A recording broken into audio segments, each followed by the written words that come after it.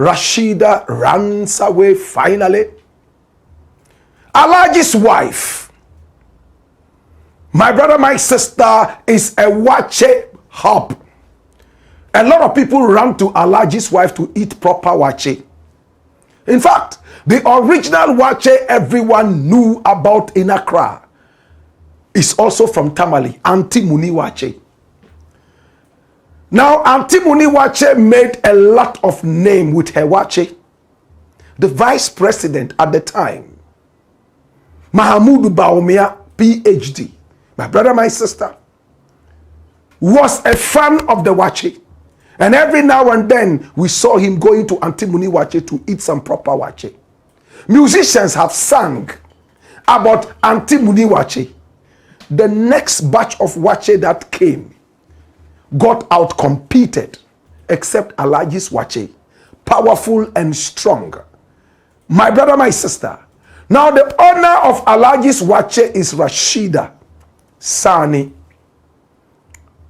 That's her name, my brother, my sister. And it was opened officially on the 23rd of December, as it was advertised to Ghanaians a few days before Christmas. My brother, my sister, that year. This is Alaji's wife.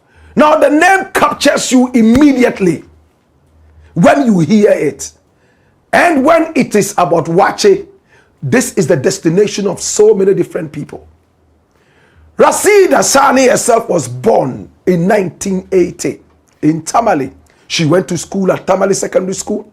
And then she made it to GIJ, Ghana Institute of Journalism, because she wanted to be a journalist. In fact, she worked with Radio Savannah, Tamale, and then moved on to touch some other media houses before she hit Metro TV. And many were those who loved her. How she spoke, her beauty, her eloquence, and much more. Then she went into the world of business. And she seemed to be doing quite well until the Pandora box was broken open and secrets came out. She registered a lot of outfits like Isa, like the Boya Initiative, Isa Homes, and Raw Limited, which according to investigators, she has used to milk and steal and even abet in stealing from the coffers of Ghana using a guy called Kwabena Edubuahene, who many believe were an item. In other words, they were dating. My brother, my sister. Now for some days now, a lot of stories have come out from the bowels of investigators. And Kwabena Edubuahene is the most uncomfortable thief, in quotes, according to investigators. His lawyer abandoned him, lawyer Atachia of Zoe and Achia. My brother, my sister, in the heat of the whole caboodle, right in the middle of the courtroom, because he was expecting that the judge who was sitting on the case will be thrown out because he suspected him of bias. Unfortunately for Atachia, he went to court and the man was sitting there. He had filed a certain motion to get him out at the Supreme Court. Whatever it was, they went in there and the court said no. They went a second time, the court said no. This is the judge who will sit on the issue. And now, is Atachia going to be able to go before this lawyer, this judge, having called him bias?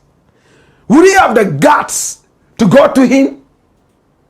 My brother, my sister, and we are told from the grapevine that he might not be representing Kwabena Edubuahene anymore because he has fallen out with the judge sitting on the issue, having called him bias.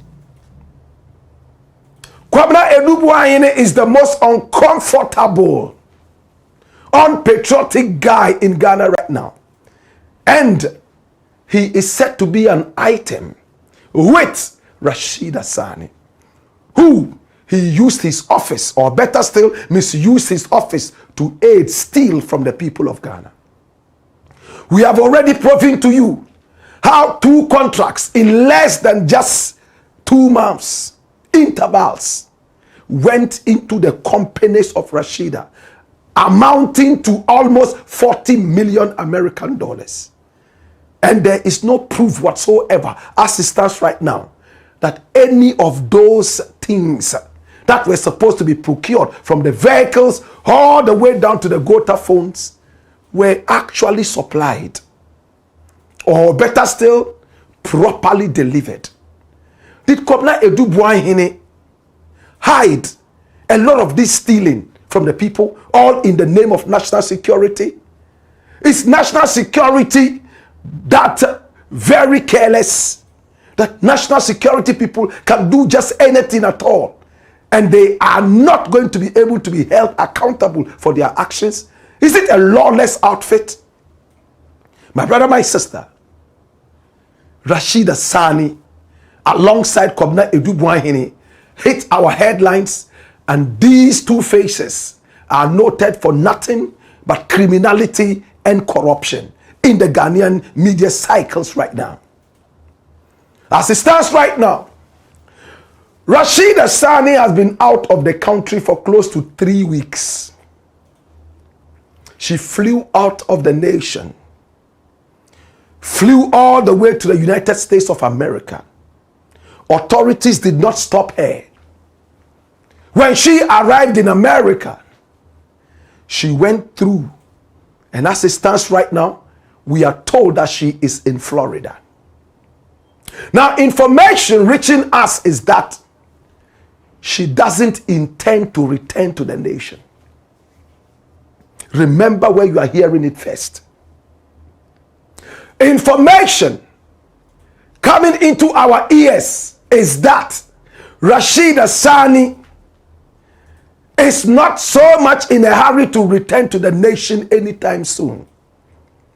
She's looking at ways she can bring her children to the United States, looking at how she can invest in the United States economy so that at least she can stay in the United States. Remember that Donald J. Trump has started a certain kind of nonsense called the golden visa. If you have 5 million American dollars and you invest that into the American economy, he gives you what is called the golden visa. And this visa is a kind of a resident status. Some people even say it is a citizenship status. Is it a way to encourage African politicians who are thieves and those who are potential thieves to steal so they can have a safe haven in America? Right now, it looks like the dream of a lot of African politicians who are thieves is to take advantage of this 5 million American dollar golden visa thing so they can rob and loot Africa and find that safe haven in America.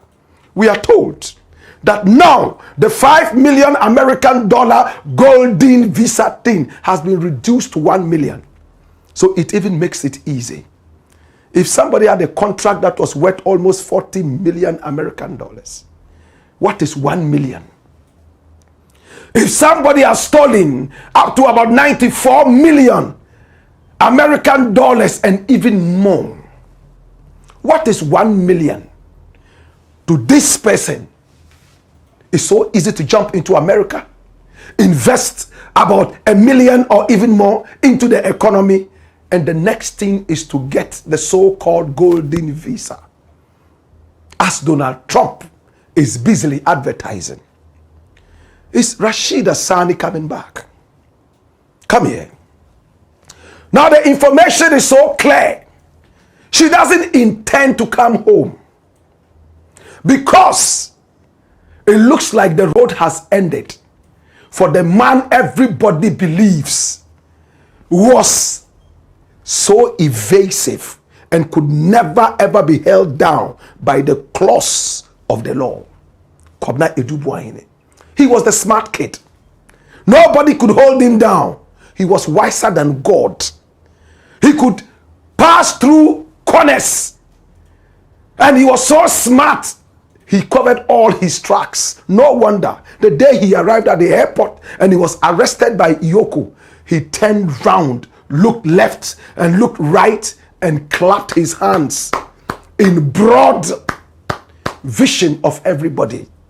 That these people, you have surprised me. I must clap for you. Now when you watch the video, you will marvel. The style that he was arrested with, how he was handcuffed, he didn't believe that day would ever come. Today, if his own manager, or better still, director, has decided to U-turn against him, his own lawyer has left him stranded in court, is it Rashida who would continue being with this guy? If you were in Rashida's shoe, would you do that? So Kwabena Edubuahene right now is left in the middle of the ocean and he's crying. Nobody seems to be hearing him. It looks like he has come to the end of the road. It looks like he has no savior except one man, Jesus Christ. And I'm not sure Jesus Christ is ready for him right now. My brother, my sister, whatever it is, our intelligence tells us that Rashida Sani is comfortably lodged right there in Florida. Her plans to bring her children over would only tell you that she's not intending to return to the country anytime soon. It will be a shock to a lot of people should she return to this country. Is she going to run away from the law?